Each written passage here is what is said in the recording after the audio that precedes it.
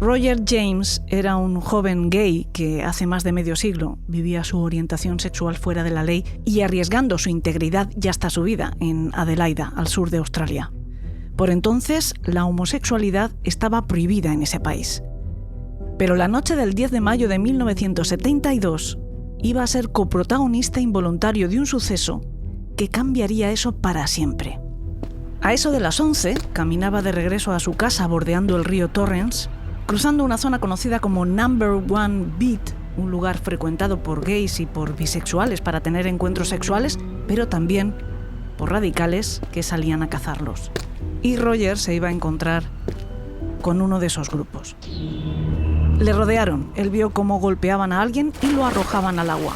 Era una práctica habitual entre algunos miembros de la brigada antivicio de la policía. Después lo cogieron a él y lo tiraron también al agua. Solo que antes de caer, su pierna golpeó unos pilones y se partió. Mientras chapoteaba intentando llegar a la orilla, vio cómo al otro hombre se lo tragaba el río. Era George Duncan y su asesinato, que quedó por cierto impune, valió para que cambiaran las leyes en Australia y se despenalizara la homosexualidad. Pero esa es otra historia. Roger tuvo más suerte que Duncan. Consiguió arrastrarse hasta la carretera donde un buen samaritano lo recogió y lo llevó hasta el Royal Adelaide Hospital. Este buen samaritano se trataba de Bevan Spencer von Einem y su admirable gesto resulta, en realidad, una nota perfectamente discordante de su biografía, porque esta buena acción destaca como una bombilla en la oscuridad en una vida llena de perversidad y sadismo. Bevan Spencer von Einem es uno de los asesinos sádicos más despiadados y crueles de cuantos han actuado en territorio austral, sobre el que, por cierto, penden muchas dudas y una sola certeza. Hoy voy a hablarles de los crímenes de la familia.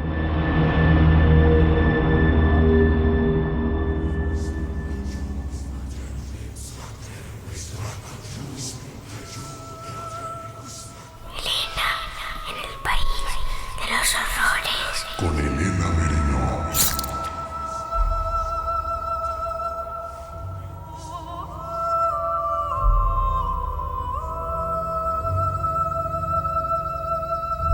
Hola, ¿qué tal están mis queridos secuaces? Bienvenidos a Elena en el País de los Horrores. Como acaban de escuchar, voy a hablarles de los crímenes de la familia, pero no de la que todos ustedes están pensando. Hoy nos vamos a poner cabeza abajo porque esta serie de crímenes, que bautizó así la prensa a partir de las declaraciones de uno de los agentes de policía involucrado en la investigación, tuvo lugar en las antípodas de nuestro país, en Australia, concretamente en la ciudad de Adelaida, que a raíz de estos asesinatos y de algunas otras desapariciones que hay quien vincula con los crímenes, se ganó el infame sobrenombre de la ciudad de los cadáveres. Para contarles bien esta historia, he de empezarla por la mitad. A primera hora de la tarde del 5 de junio de 1983, Richard Kelvin, de 15 años, salió a jugar un rato al fútbol con su mejor amigo, Carl Boris Brooks, y su padre, Rob, que era presentador del programa de noticias más exitoso en Adelaida por aquel entonces, en el Canal 9. Regresaron a casa para merendar. A eso de las 6 menos 10, más o menos, Richard volvió a salir para acompañar a su amigo a esperar el autobús. Su padre le pidió que no tardara mucho o se enfriaría el té. La parada estaba en la esquina de las calles Marion con O'Connell, muy cerca del hogar de los Kelvin. Richard seguía llevando la ropa con la que había estado jugando al fútbol. Unos vaqueros, una camiseta de la emisora de televisión en la que trabajaba su padre, con la frase Wild World Sports, unos calcetines rojos de su equipo y unas zapatillas deportivas Adidas Roma. También se había puesto el collar de su perro alrededor del cuello. Trataba de emular a los Kiss y él creía que le hacía parecer muy pintón, pero su amigo le dijo que más bien le hacía parecer gay. Así que el muchacho prefirió entonces quitárselo y usarlo a modo de muñequera. El autobús llegó a las 6:05 y se despidieron en cuanto Boris se subió. Después, Richard se apresuró de regreso porque sus padres le estaban esperando y además tenía que llamar a su novia Brigitta a 1:15.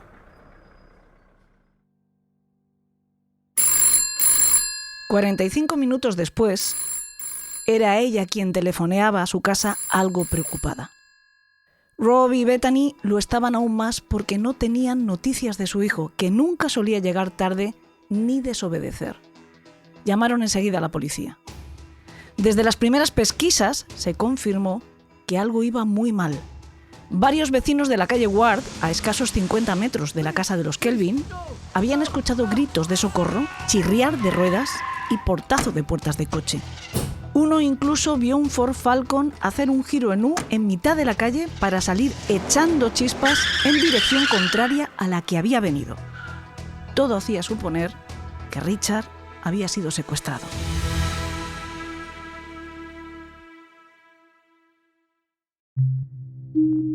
En cuanto se hizo pública la noticia, la policía comenzó a recibir numerosas llamadas de personas que aseguraban haber visto a Richard aquí o allá, pero ninguna conducía a nada. La que no se produjo nunca, y era la más esperada, era la de algún individuo pidiendo un rescate y dando una fe de vida del chico. El 24 de julio, Trevor Holmes y su mujer estaban recogiendo piedras con musgo para su jardín, muy cerca de la pista de aterrizaje abandonada de Kersbrook, cuando vieron un hombre tumbado cerca de unos matorrales. Estaba en posición fetal. Cerca de él había una botella de cerveza vacía. Así que en un primer momento pensaron que era un borracho durmiendo la mona. Holmes se acercó para comprobar si necesitaba ayuda y entonces identificó la camiseta que llevaba puesta, la que reportaban los avisos de persona desaparecida del joven Richard Kelvin. Estaba muerto.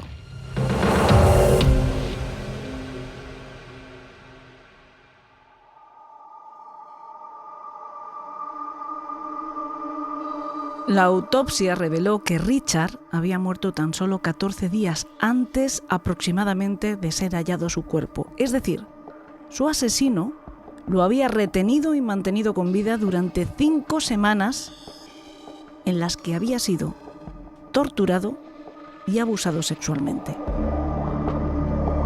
Durante todo ese tiempo le habían mantenido drogado con 4 tipos de sedantes distintos: Tuinal, que es una marca comercial del amobarbital; Valium, que también lo es del diazepam; Noctec, que es hidrato de cloral, también un sedativo particularmente efectivo si se mezcla con alcohol; y Mandrax, cuyo principio activo es la metacoalona. En cuanto a los daños, Richard presentaba una grave lesión anal, resultado de haber sido penetrado con un objeto lo bastante grande como para romper las paredes del recto. La causa de la muerte habría sido la hemorragia producida por la herida. Los forenses estimaron que el chico tardó 1 hora aproximadamente en fallecer de esta manera. La intoxicación que tenía por los barbitúricos que le habían estado suministrando comprometieron su capacidad para respirar, haciendo que la muerte fuera más rápida. Había también heridas sangrantes en otras partes del cuerpo, en la espalda, en las nalgas, en la cabeza, todas ellas producidas en distintos momentos de su retención. Y había marcas de pinchazos además. Encontraron un fuerte traumatismo cráneoencefálico provocado por un golpe con un instrumento contundente, posiblemente durante el secuestro. Los médicos consideraron que esta lesión pudo ser mortal, pero Richard consiguió sobrevivir para acabar siendo asesinado un mes después.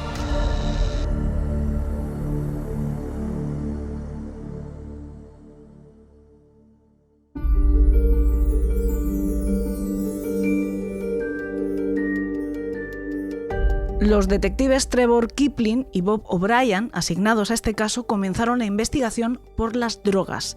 El Mandrax, concretamente, se estaba retirando de la venta al público por ser muy adictivo y solo se recetaba y dispensaba en casos muy concretos, así que su primer paso fue buscar en los archivos de prescripciones de la Comisión de Salud.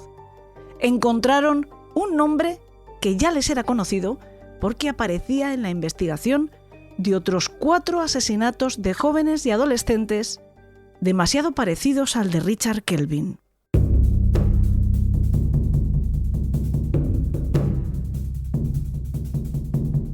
Cuatro años antes del secuestro y muerte de Kelvin, el 24 de junio de 1979, el cuerpo de un chico de 17 años llamado Alan Barnes fue hallado debajo del puente del embalse de South Para, cerca de Williamstown. La semana anterior, el día 15, su amigo Darko Castellan Había ido a recogerle a su casa en Hoyle Court, en Salisbury, para salir de fiesta.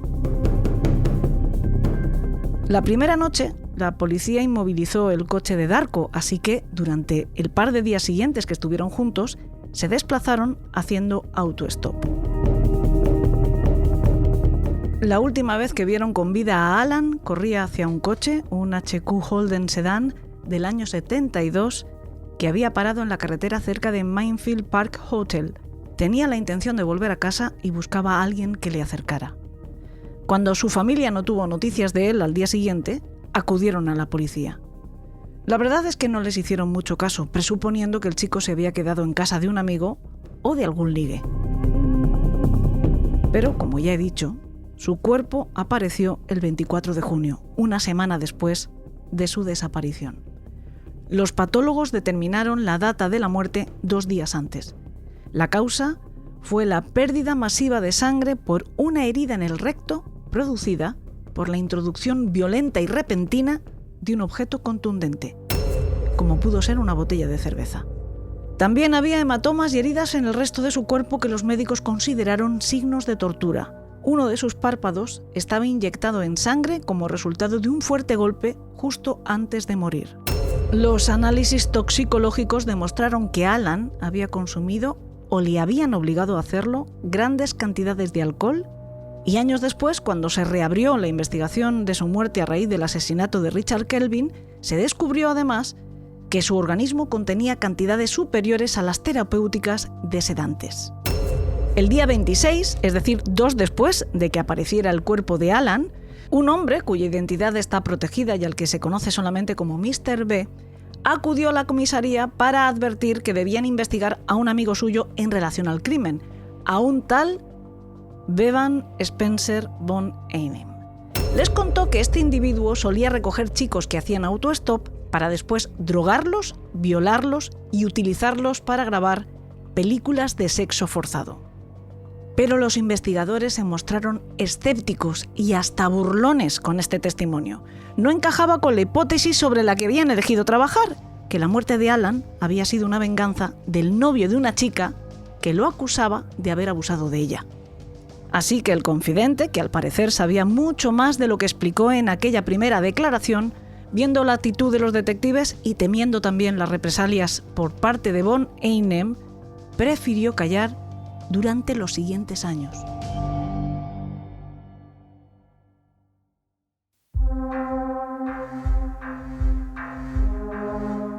No obstante, y a pesar de las dudas de los investigadores sobre el relato de Mr. B, 2 detectives fueron a ver a Bevan a su casa y le preguntaron sobre si todas esas acusaciones de secuestros y abusos a adolescentes eran ciertas. Eso sí, lo hicieron 68 días después del crimen y cuando su línea de investigación principal había llegado a un callejón sin salida. Von Einem, por supuesto, negó haber hecho nada de lo que decía Mr. B y también cualquier implicación en el asesinato de Alan Barnes. Pero, sin embargo, hizo una declaración inesperada, bastante sorprendente y sin que nadie se la pidiera. Les dijo a los policías que creía que le iban a preguntar por otro crimen, el de Neil Muir, ocurrido el 27 de agosto de ese mismo año, es decir, poco más de un mes después del de Barnes. Bevan contó a la policía que él era amigo de Muir y que habían estado juntos un día antes de su muerte. Por cierto, que esta nueva víctima había sido asesinada en circunstancias muy similares a las de Barnes, con una lesión anal tan severa que habría acabado con su vida. Su cuerpo había aparecido en el agua, en el río Port, en Osborne, y posiblemente él o los asesinos de Alan Barnes también habrían pretendido tirarlo al agua al arrojarlo desde el puente del embalse South Para, pero fallaron y cayó en la orilla. En realidad, la principal diferencia entre ambos casos es que el cadáver de Muir había sido mutilado, descuartizado y metido en una gran bolsa negra.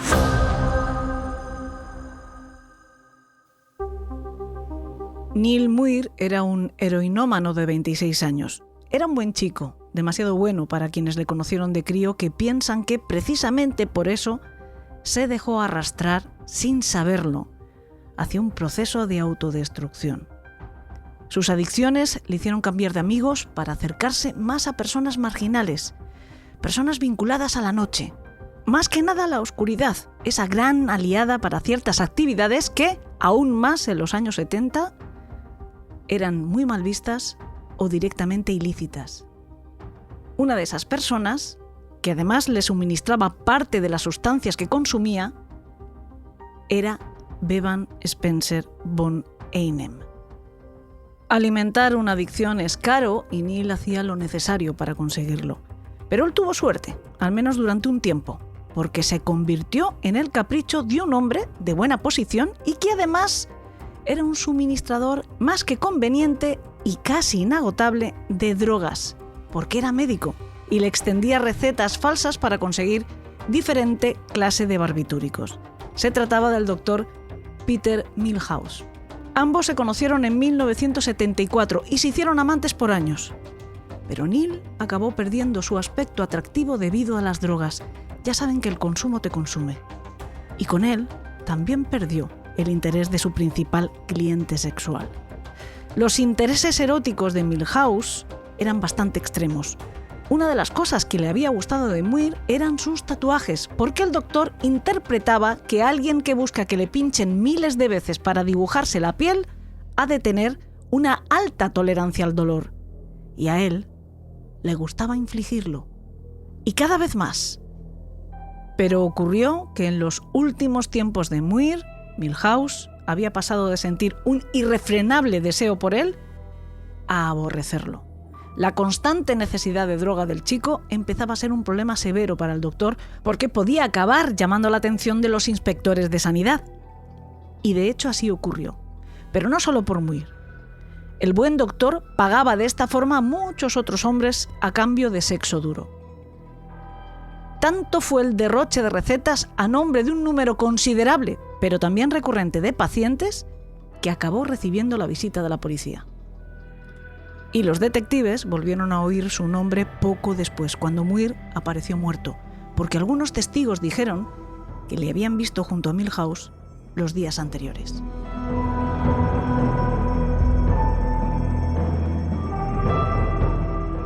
El cuerpo del joven drogadicto había aparecido metido en un saco de plástico negro. En el interior había otra bolsa, en este caso blanca, con más restos. El examen patológico completo ocupó 3 semanas. Saben que en este podcast solemos ser explícitos, asépticos pero explícitos, porque los hechos que se pueden considerar más espantosos de los casos que les contamos forman también parte de la verdad y además ayudan a dibujar con exactitud el mapa mental completo de los criminales.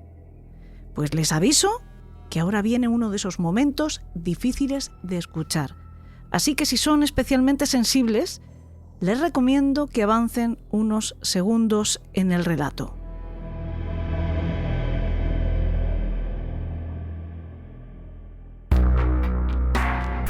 En el cuerpo no había sangre y estaba cortado en 4 partes, por las rodillas, por las lumbares y por el cuello. A Neil Muir le habían abierto el torso y lo habían vaciado de sus órganos principales.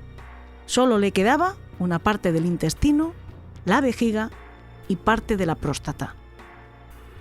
El hueco lo habían rellenado con los huesos de sus brazos y las piernas que, a su vez, estaban partidas en 2 a la altura de la rodilla.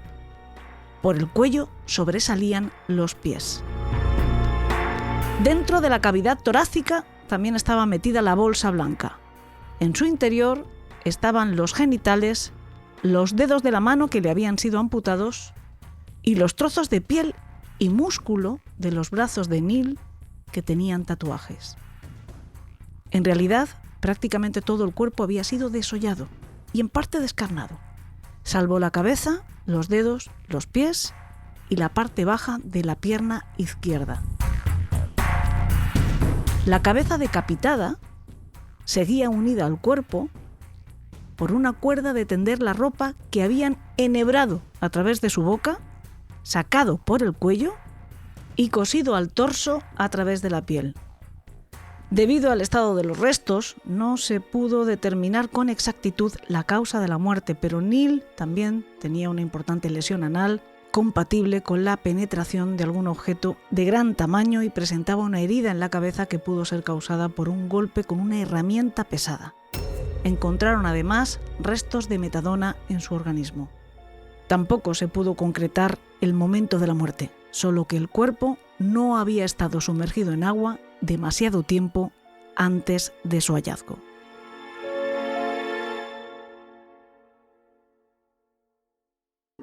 Un par de días después de que Neil fuera encontrado, otro yonki, un tal Steven, llamó a la policía para acusar al Dr. Milhouse de haberlo hecho.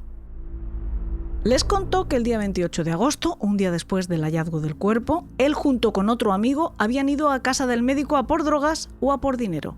Llamaron a la puerta, pero nadie les abrió, así que decidieron colarse hasta el patio trasero e intentarlo por allí. Peter Milhouse oyó ruidos, así que llamó a la policía, justo antes de comprobar que eran dos viejos conocidos, Steven y el otro tipo. No les abrió, pero hablaron a través de la mosquitera. Los hombres le pidieron dinero al médico y él empezó a extender un cheque por $50. Y mientras lo hacía, Steven le espetó: «Dicen que has tenido algo que ver con lo de Neil». A lo que Milhouse respondió: «Lo hice porque estaba harto de que me acosara por drogas. Estaba harto y cansado de él». El 3 de septiembre la policía fue a ver al médico que por esas fechas se había internado voluntariamente en una clínica de rehabilitación porque, según él, después de que le investigaran por expedir recetas falsas, el estrés le había llevado a recaer en un alcoholismo reiterado.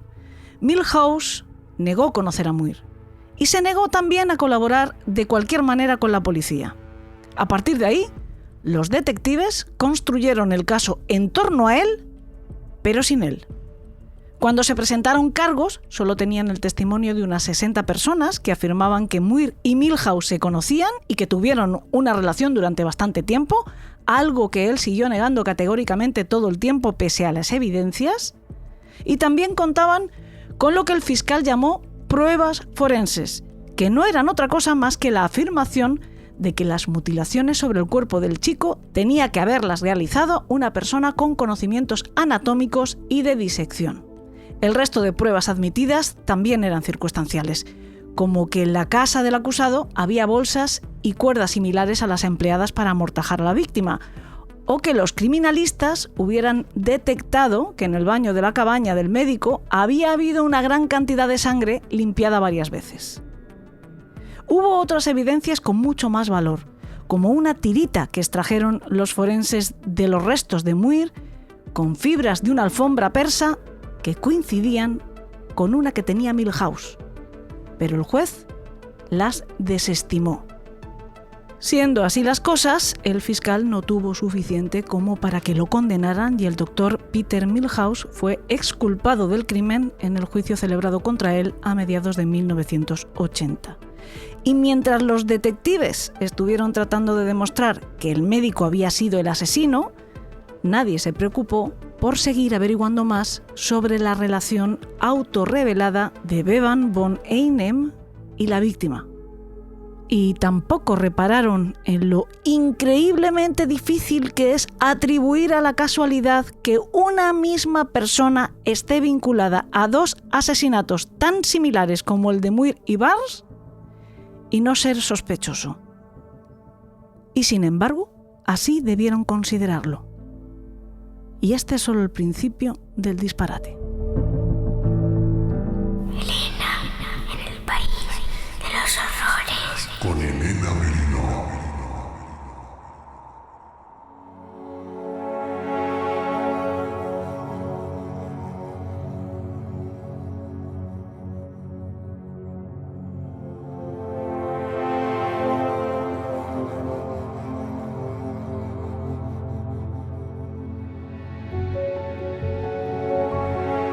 Otro 27 de agosto, en este caso de 1981, Peter Stognev, un buen chico de 14 años, desapareció. Ese día, y pese a que realmente era muy buen chico, había planeado una travesura, había planeado hacer pellas con su tío Daniel. Danny era el hermano menor de la madre de Peter, que solo tenía 15 años, es decir, uno más que él, por lo que los dos muchachos eran muy buenos amigos. El plan era fugarse de la escuela para ir a un centro comercial. Cuando Peter no volvió a casa ya pasadas las 10 de la noche, su padre fue a la comisaría. Hablaron con Daniel, pero él no había ido a la cita, por lo que desconocía si Peter sí había acudido o había fallado a su vez. Casi un año después, parte de los restos del chico fueron encontrados en Middle Beach. Era el 22 de junio de 1982. En ese primer hallazgo faltaron la parte inferior de las piernas que aparecieron a finales de diciembre de 1989 y algunos dientes y huesos de una mano que nunca se encontraron. Debido al estado del cadáver, no se pudo obtener demasiada información sobre cómo había muerto. En cualquier caso, la manera en la que quien fuera su asesino lo había tratado era casi idéntica a cómo lo había hecho el de Neil Muir. Diseccionados en 3 o 4 partes, metidos en bolsas de basura, una grande, con todo el contenido, y otra más pequeña, colocada entre las piernas del cadáver, con algunos restos más dentro. Ambos fueron asesinados un 27 de agosto. Sus cuerpos habían sido abandonados en el agua o cerca de ella en el norte de Adelaida. No tenían ropa y aunque no se pudo revelar nada de esto con certeza en la necropsia de Peter, se cree que su crimen también fue sexual. Pues, pese a todas estas semejanzas, la policía siguió sin relacionar los casos, al menos oficialmente. En ese momento estaban instruyendo la causa contra el Dr. Milhouse, cuyo defensor, por cierto, había sido muy amigo de otro abogado, Derrance Stevenson, que había aparecido muerto en su propio congelador, envuelto en 2 bolsas de basura, verdes en este caso, el 4 de junio de 1979, 4 años antes. Le habían disparado en la nuca con un rifle del calibre 22. Stevenson está considerado el fundador o cofundador de un grupo secreto de hombres apasionados por la pornografía más radical y violenta, homosexual y pederasta, que sería conocido como The Family, la familia. Este nombre se lo dio involuntariamente, o sin pretenderlo se lo sugirió a la prensa, el detective Trevor Kipling en 1988, cuando habló para un episodio especial sobre los asesinatos de chicos jóvenes en Adelaida del programa de televisión 60 Minutos. El investigador dijo que sospechaba que detrás de todos estos crímenes había un grupo de personas actuando como una gran familia feliz. Y la prensa se quedó con eso. Según documentos judiciales y también los medios de comunicación, The Family se originó en una pequeña librería de Adelaida en 1960. Stevenson y otros amigos con inclinaciones sexuales similares importaban revistas y películas porno duro gay de Europa y se reunían allí para compartirlas. Supuestamente, el grupo fundacional estaba formado por 2 periodistas, 2 juristas de bastante renombre y el propio Stevenson. Pero poco a poco esta pandilla fue creciendo, se fueron uniendo más hombres, algunos colegas de profesión, otros respetados miembros de la comunidad, gente de mucha influencia, señalan algunos. En definitiva, hombres que necesitaban la discreción de este contubernio para seguir manteniendo en secreto su doble vida, hasta que la tienda se quedó pequeña y comenzaron a reunirse en la casa de Derrance, a las afueras de la ciudad. También se les quedó pequeño lo de consumir simple pornografía. Y empezaron a consumir adolescentes y chicos jóvenes. Los recogían en la carretera y los llevaban a las reuniones. Allí los drogaban, los alcoholizaban y abusaban de ellos. Muchos de estos muchachos eran desarraigados sociales. Eran chicos fugados de su casa, niños de la calle, jóvenes expresidiarios o chicos tutelados por el Estado. Esto ahora resuena con mucha fuerza, ¿verdad? Esta parte de la historia es similar a la leyenda negra que hay en muchos lugares del mundo, sobre grupos de hombres muy poderosos que secuestran, torturan, violan y asesinan a jóvenes, adolescentes y niños con total impunidad porque su influencia les permite mantenerse al margen de la justicia. También en nuestro país, como saben, existe esa leyenda, solo que, a diferencia del caso que les estoy contando hoy, no hay, en principio, ni una sola evidencia de que sea cierta. La semana que viene, en el próximo episodio, para nuestros mecenas, voy a contarles uno de los casos que más alimentan esta leyenda. Uno de los casos que siempre está presente cuando se habla de ese supuesto clan fantasma pederasta español que parece que se cebó especialmente en la Comunidad Valenciana. Voy a contarles el triple crimen de Macastre. Ya saben que ese programa lo podrán encontrar exclusivamente en nuestro canal de iVoox y en nuestro canal de Apple Podcast. El mecenazgo solo les cuesta desde 1,5 € al mes. Y digo desde porque son libres de donar más dinero si así lo consideran, pero con esa cuota mínima ya tienen acceso a todos los programas que hemos hecho en estos 14 años. Por supuesto, no hay permanencia mínima ni nada parecido. Ese 1,5 € les dará acceso por un mes, la cuota se renueva automáticamente, pero pueden darse de baja cuando quieran. Me parece importante que sepan que el mecenazgo es la única forma que tenemos de financiar la producción de este podcast.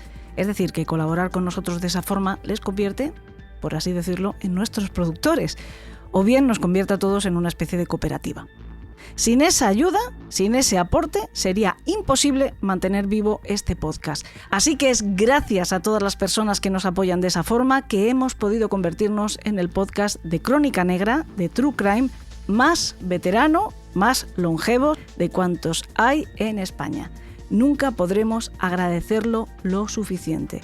Por cierto, aprovecho también para decirles que ya pueden encontrar los episodios en abierto de la temporada pasada y los nuevos que vayamos publicando en YouTube, por si prefieren escucharnos en esa plataforma. En cualquier caso, también sería estupendo que se suscribieran a nuestro canal allí. Dicho todo esto, volvamos al relato.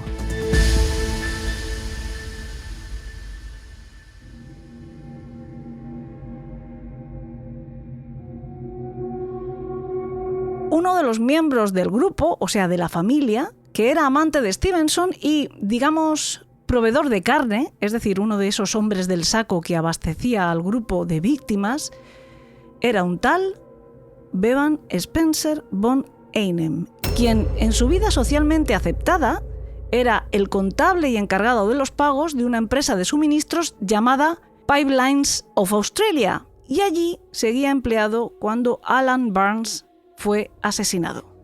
Barnes, que por cierto trabajaba en una empresa que reponía Coca-Colas de las máquinas expendedoras, acompañaba a su jefe en un camión y mientras él volvía a llenar las neveras con las latas, Alan recogía las monedas o iba a cobrar al responsable de pagar en las empresas a las que abastecían. Una de esas empresas era Pipelines of Australia, donde von Einem era el responsable de los pagos. Ese mismo nombre que había oído mencionar la policía después de que un amigo suyo, otro miembro posiblemente de la familia conocido como Mr. B, les hubiera informado sobre sus actividades secuestrando, drogando y violando chicos. Von Einem, que de forma espontánea y voluntaria había contado a esos mismos policías que era amigo de una víctima de asesinato sádico y sexual y una de las últimas personas que lo había visto con vida. Von Einem, quien además era amigo de un tal Didi, otro gay del grupo cuya descripción encajaba con la del hombre al que habían visto acompañando a Peter Stognev el mismo día de su desaparición y que vivía a escasos 400 metros de la casa de este niño. Bevan Spencer von Einem, que de una u otra forma aparecía en cada investigación de unos asesinatos que la policía, por alguna razón que no alcanzó a comprender, no relacionaba entre sí y que a pesar de ello no fue una persona de interés hasta la muerte de Richard Kelvin, que, como les he dicho, era hijo de un famoso presentador de las noticias. Pero antes de que eso pasara, antes de que por fin los focos se pusieran sobre Boney-Nem, habría un quinto asesinato, cuarto en el orden cronológico.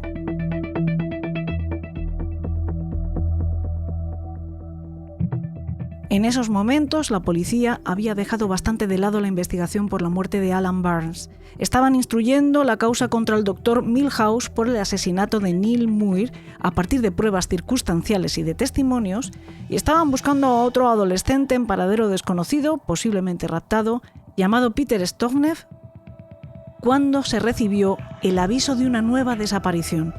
Otro chico de tan solo 18 años, Mark Langley. Fue el 27 de febrero de 1982. Esa noche, después de un cumpleaños, se fue a dar una vuelta con su amigo Ian y con su novia. Pararon a hablar y fumarse un cigarro en War Memorial Drive, cerca del río Torrens. La chica le hizo una broma y él se sintió muy ofendido, tanto que se bajó del coche y se marchó de allí. Los otros, en un principio, no dieron su brazo a torcer, arrancaron y se alejaron. Solo querían darle una lección a Mark porque a los pocos minutos volvieron para recogerle y reconciliarse. Sin embargo, el chico ya se había desvanecido. Al día siguiente, Ian fue a buscarle a su casa. Su madre entró en la habitación y allí no estaba. La cama ni siquiera estaba deshecha. De inmediato dieron parte a la policía.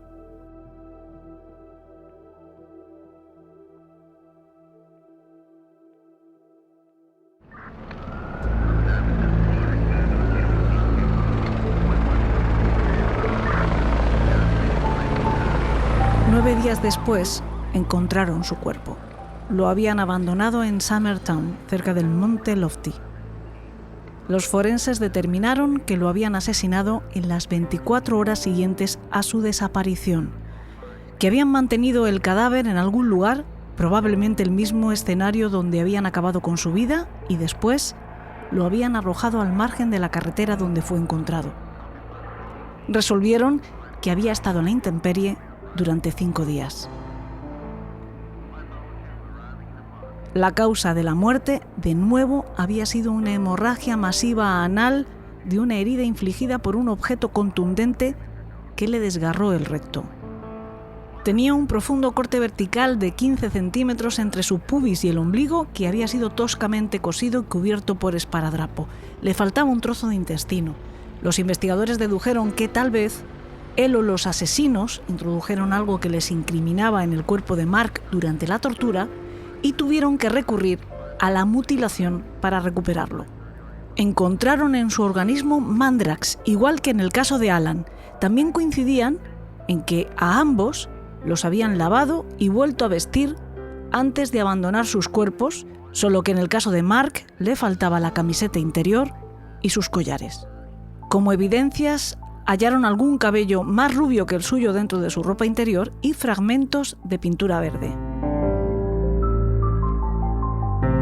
Pocos días después, la policía recibió la llamada de un confidente que les dio un nombre que tendría que haberles retumbado en la cabeza como si les estuvieran tañendo frenéticamente una campana de alarma.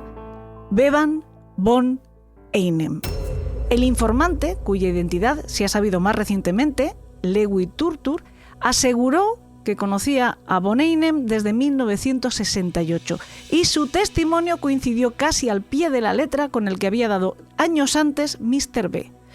Ambos dijeron que von Einem recogía, a veces a la fuerza, a chicos a los que drogaba y violaba con sadismo. Lewy incluso aseguró haber sido testigo de cómo von Einem había penetrado analmente a algunas de sus víctimas con agujas de crochet y hasta con una antorcha encendida.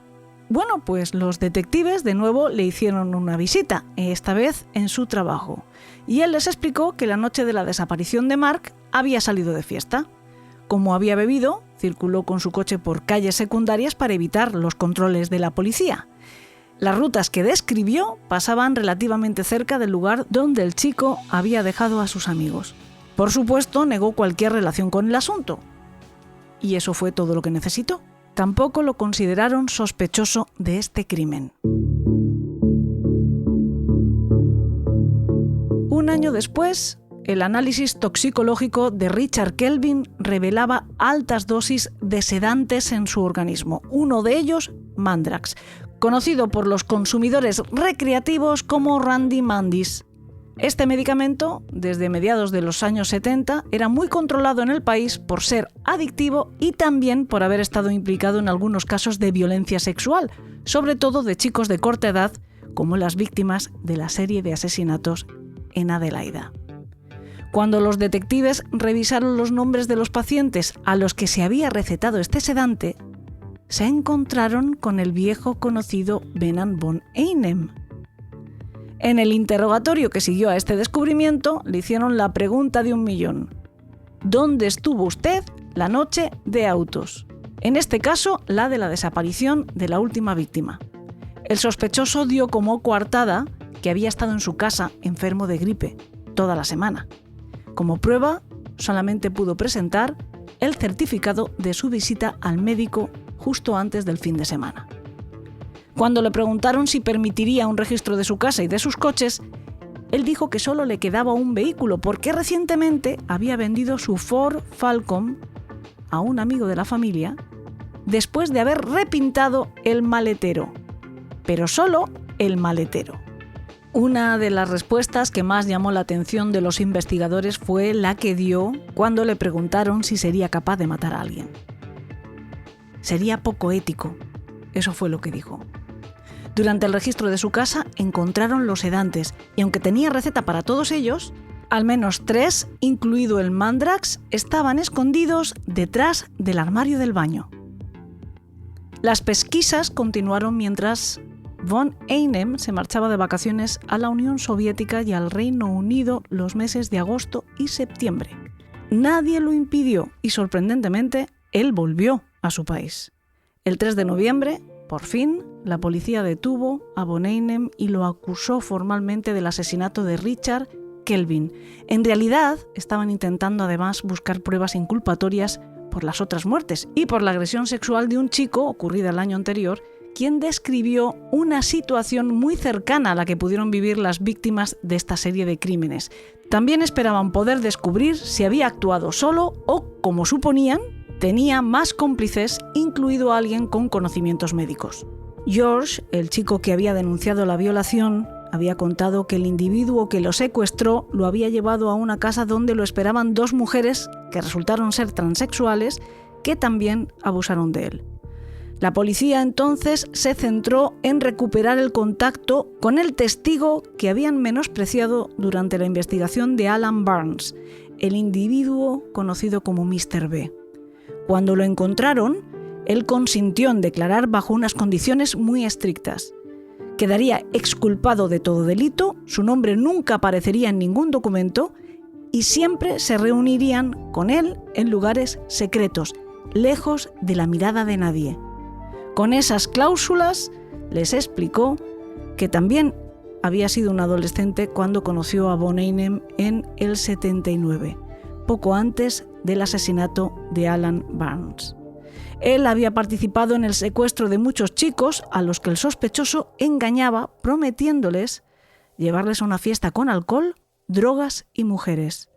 En el coche siempre llevaba una nevera portátil con cervezas para empezar a emborracharles. Después les ofrecía pastillas de No-Doz, unas píldoras de cafeína de uso común en esa época, pero que en realidad eran sedantes. Lo siguiente era llevarles a su casa siempre y cuando su madre estuviera de viaje o a la de 2 amigas transexuales donde violaba a los chavales. Mr. B aseguraba que él nunca había participado en las agresiones sexuales, pero que había visto a Bevan hacer las mismas cosas que ya les había contado Lewy. También investigaron el entorno del sospechoso y así conocieron al que aparece en la documentación como The Businessman o Mr. R, el propietario de un dúplex en cuyo bajo regentaba un negocio, pero que tenía una planta superior prácticamente diáfana. En una de las habitaciones solo había un colchón. Todo esto fue registrado por la policía y el colchón requisado para realizarle pruebas forenses, pero nunca hubo una acusación formal contra este empresario. A su vez, este hombre había estado relacionado con Derrance Stevenson, el abogado asesinado en su propia casa que había sido amante de von Einem y amigo del defensor del Dr. Peter Milhouse. Mr. R además vivía en pareja con un médico llamado Stephen George Goodars, quien sería juzgado muchos años después, en 2011, por 5 cargos de rapto y abuso sexual de menores cometidos en la época de la que estamos hablando, en los años 80, aunque quedó libre por falta de pruebas. Los dos tipos, este médico y su amante de businessman, encajaban como un guante en el rol de los cómplices para la serie de asesinatos. El local de Mr. R también parecía idóneo como escenario de los crímenes y su compañero podría haber sido el cirujano responsable de las mutilaciones en los cuerpos. Y sin embargo, tampoco se encontró nunca ninguna prueba contra ellos. Al menos, von Einem no tuvo la misma suerte. Los forenses consiguieron demostrar que algunas fibras recogidas en el cadáver de Richard Kelvin coincidían con algunas de sus prendas, su ropa de cama y su alfombra. Ante estas evidencias, el sospechoso dejó de negar que conocía a la víctima, pero solo para reconocer que la única vez que estuvo con él fue el mismo día de su desaparición, que había estado a punto de atropellarle con su coche y que entonces había parado y lo había encontrado muy deprimido, y que le ofreció subirse a su coche para charlar. Que Richard le había hablado de sus problemas en el colegio, porque había sufrido bullying. Nada que no hubiera podido saber von Einem por los periódicos. Dijo que se llevó al chico a su casa para seguir conversando, permitirle que se desahogara y darle consuelo. Explicó que la transferencia de fibras se habría producido probablemente porque le abrazó para reconfortarle. Según esta nueva versión, después de eso él le había llevado a una parada de autobús y le había dado $20 para que pudiera volver a su casa sano y salvo. Con esta declaración, lejos de mejorar su situación, se situó a sí mismo en el mismo lugar que el chico después de su desaparición y, de hecho, se convertía a sí mismo en la última persona conocida que lo había visto con vida. Dicho de otra forma, se incriminaba aún más.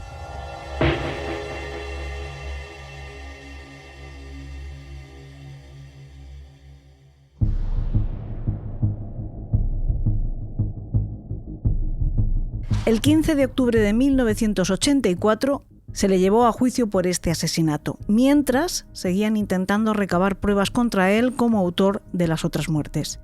Von Einem se declaró inocente. El fiscal, en esta ocasión, tenía mucho más que pruebas circunstanciales y testimonios vagos. El día 5 del mes siguiente, después de 7 horas y media de deliberación, el jurado tenía su veredicto: culpable de todos los cargos. El juez le sentenció a cadena perpetua sin posibilidad de libertad condicional antes de cumplir 24 años de pena. Esta indulgencia fue apelada por el fiscal general de Australia Sur y le dieron la razón, aumentando el periodo antes de que pudiera optar a ser liberado a 36 años, que comenzó a cumplir inmediatamente en la prisión laboral de Yatala. Pero esto no acabó aquí. Von Einem era el nuevo sospechoso favorito de la policía en los asesinatos de Alan Burns y Mark Langley, los dos casos de la serie en los que más evidencias comparables había, aunque también lo consideraban autor de las muertes de Neil Muir y de Peter Stognev. 4 años después de la condena de von Einem, el forense estatal Kevin Ahern emitió un informe donde concluía que las muertes de estos 4 chicos habían sido muy similares a las de Richard. Se ofreció una recompensa de $25,000 a cualquiera que pudiera proporcionar información por cada uno de estos casos. Esta cantidad ha ido aumentando hasta el $1 millón por caso en 2008. En marzo del 90 tuvo lugar una vista preliminar para determinar si se podía acusar a von Einem de los crímenes contra Burns y Langley. La fiscalía en este caso contaba con el testimonio de Mr. B, que había hecho nuevas y sorprendentes revelaciones. había asegurado que él mismo había estado en compañía de Alan Burns y Bevan von Einem momentos antes del asesinato, que había acompañado al sospechoso en el coche mientras el chico permanecía inconsciente en el asiento de atrás, y que habían ido al encuentro con The Businessman, a quien von Einem le había ofrecido participar en la operación que estaba planeando para el muchacho. También aseguró que von Einem estaba detrás de otros 2 de los casos de desaparición de menores sin resolver más dramáticos de Australia: el de los niños Beaumont en 1966 y el de Joan Radcliffe y Kirsten Gordon en Adelaide Oval en el 73. Lo malo es que con estas últimas afirmaciones, el testimonio de Mr. B empezó a sonar tan exagerado y fabuloso que su credibilidad se resquebrajó. Para mayor descrédito, la hermana de Mr. B se propuso como testigo de la defensa y estaba dispuesta a implicarle como coautor en el asesinato de Burns. Sin embargo, más recientemente sí se ha sabido de una posible conexión de von Einem con ese caso de las chicas desaparecidas del 73. Un hombre conocido como Frank, que acompañó a Joan y a Kirsty el día que fueron secuestradas de Adelaide Oval, fue quien vendió su casa en Campbelltown a la madre de von Einem en la década de los 70. En cualquier caso, el fiscal Brian Martin, cuando vio peligrar el caso por todas estas circunstancias, decidió separar las causas y llevar a juicio a von Einem primero por el caso Burns y después por el caso Langley. Pero en la audiencia preliminar de diciembre de 1990, el juez determinó que las pruebas del caso Kelvin, las pruebas de los autoestopistas y las de los supuestos cómplices y colaboradores del acusado no podían ser admitidas. Y con esto desbarató por completo la causa. A finales de mes, por consejo del fiscal general de Australia del Sur, la acusación retiró los cargos.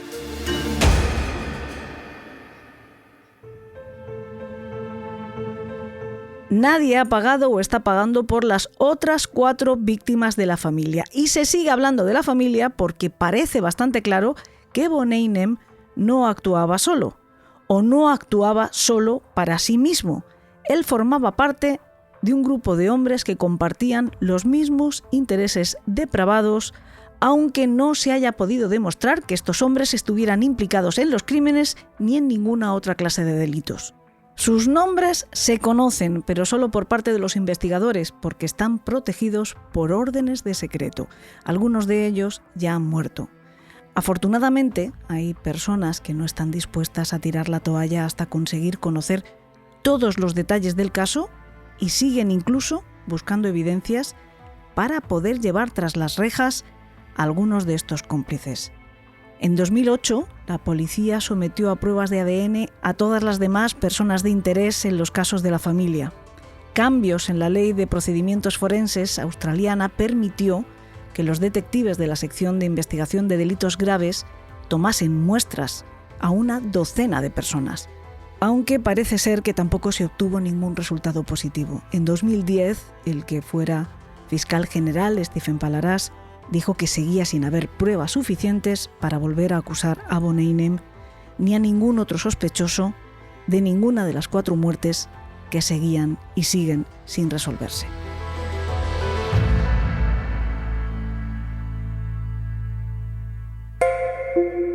Hace unos 10 años se iniciaba una nueva línea de investigación.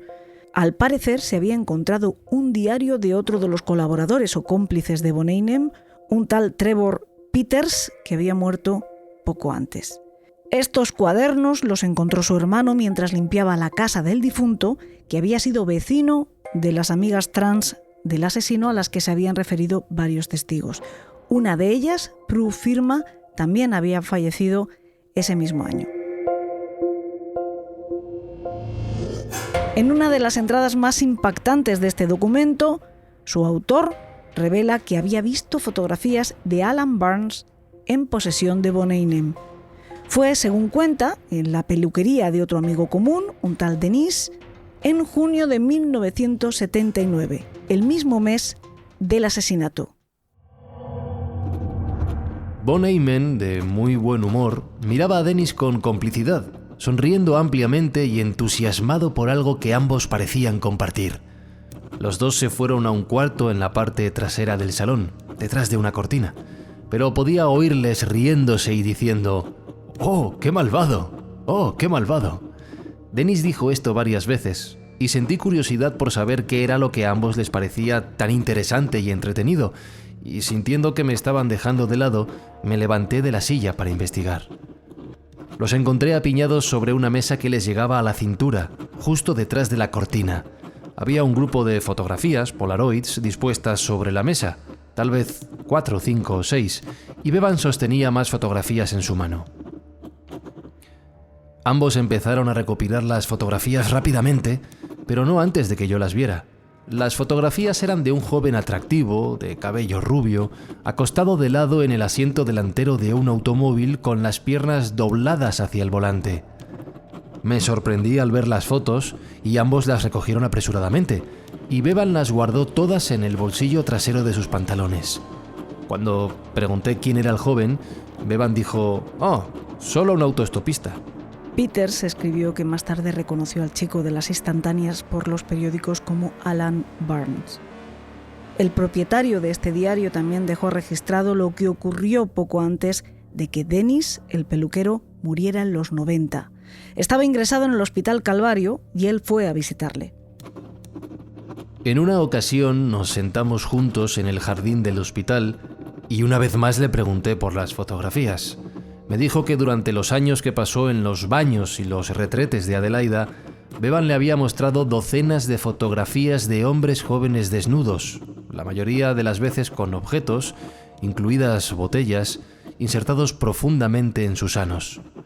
Sin embargo, dijo, sonriéndome, que no recordaba que hubiera habido fotos en su peluquería y que, si sabes lo que te conviene, tú tampoco deberías recordarlo. Murió 4 días después.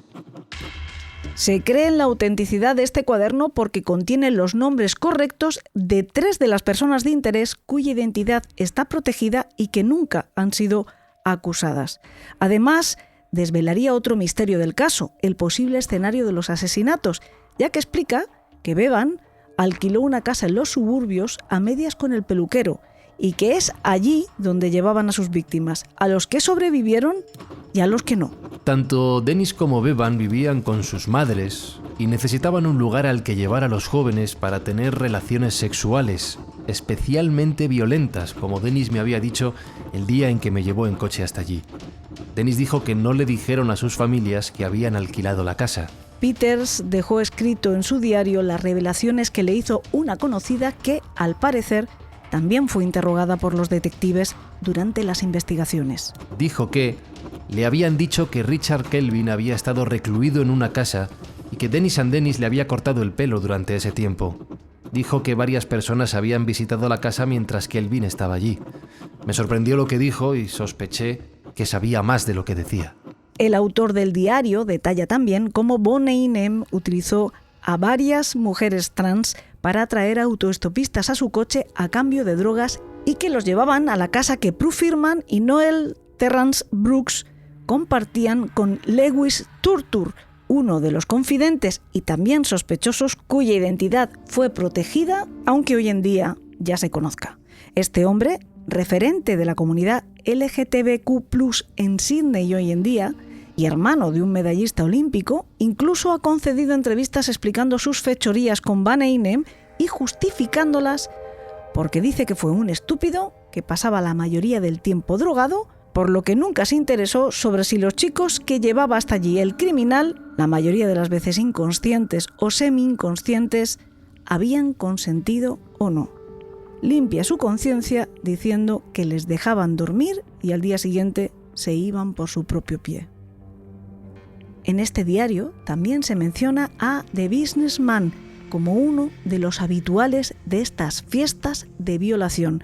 Y también se cuenta que después de que Von Eyman fuera detenido por el asesinato de Richard Kelvin, Turtur, Firman y Brooks se mudaron a Sydney. Los 3 habían estado involucrados directamente con Bevan. vistiéndose de drag queen y atrayendo a los jóvenes autoestopistas al coche de Bevan a cambio de mandrakes y sepapax, según me dijo Prue. Noel fue un señuelo femenino para conseguir mandrakes de Bevan. Sabe mucho más de lo que dice. Lo sé a ciencia cierta. Tampoco ha habido más detenciones a partir de todas estas nuevas revelaciones. Por su parte, Boneinem ha sido noticia un par de veces en los últimos años. La primera porque él y su compañero de celda, otro asesino, estaban siendo tratados en prisión con especial consideración. Se supo además que el criminal estaba vendiendo postales navideñas dibujadas por él mismo a los guardias por $20 cada uno. Así que fue trasladado de Yatala a la prisión de Port Augusta. La siguiente vez que se publicó algo sobre él fue porque encontraron relatos de pederastia ocultos en su celda, no escritos por él, pero para su posible consumo. Ya podría optar a libertad condicional, pero no la ha solicitado. Por cierto, que para complicar aún más las cosas, hay un criminólogo, Alan Perry, profesor de la Facultad de Derecho de la Universidad de Adelaida, que piensa que no solo hay 5 asesinatos sádicos sexuales de hombres, jóvenes y adolescentes, 4 de ellos sin resolver y el 5º solo a medias, cometido por un grupo de hombres con influencias que permanece inmune y en el anonimato y al que se conoce popularmente como la familia. Según él, tendríamos que hablar de cientos de casos. Sin querer hacer estimaciones definitivas, se suele sugerir que el número de chicos que fueron secuestrados y abusados durante este periodo activo de 10 años, entre el 73 y el 83, es posible que se trate de cientos. Ojalá en algún momento tengamos que volver a este complejísimo caso para poderles contar que se ha resuelto definitivamente y que todos los responsables han sido expuestos y llevados ante la justicia. Pero de momento cambiamos de tercio. No de sentimiento, porque el caso de la semana que viene es, si cabe, aún más frustrante que este. Recuerden que hablaremos del triple asesinato de Macastre. Antes de despedirme hasta entonces, quiero agradecer, como siempre, a los geniales Yes We Cast, nuestra productora, y a su mago, Alberto Espinosa, por hacer que este podcast suene tan bien, y a todos ustedes por disfrutarlo. Y por hacerse mecenas, dicho sea de paso, si se deciden a ello. Que tengan dulces sueños.